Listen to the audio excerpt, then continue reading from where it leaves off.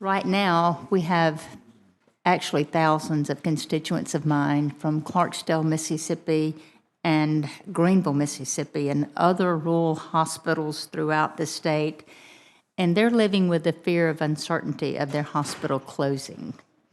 And it is a reality. In 6 months from now, if their husband has a heart attack or their wife goes into labor or there's some type of a medical emergency, they're trying to decide if they're going to be able to drive 5 minutes to their local hospital or 100 miles to Memphis or Jackson, Mississippi.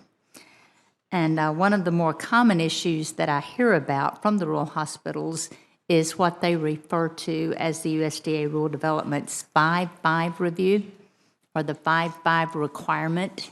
They use two different terms there, but it's consistent.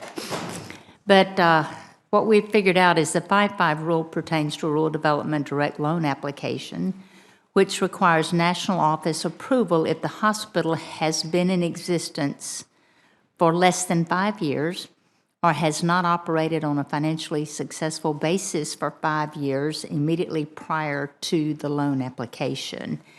And whether you're a national bank, community bank, a credit union, or a lender of last resort as USDA Rural Development in this case, I think we can all agree that there's a need to be a level of confidence that loans will be repaid. But that said, the USDA is often referred to as the lender of last resort. But hospitals with impeccable balance sheets, they don't need our financing.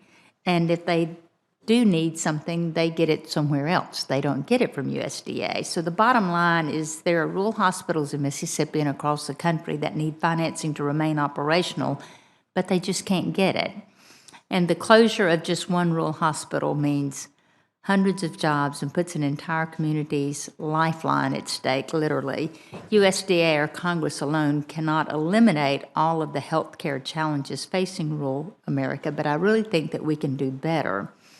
Madam Undersecretary, will you commit to working with this committee and Congress going forward to ensure the 2023 Farm Bill provides better opportunities for rural hospitals or the best that they can be? And do you have any thoughts, ideas, or suggestions on how we can make improvements in this area in the next Farm Bill?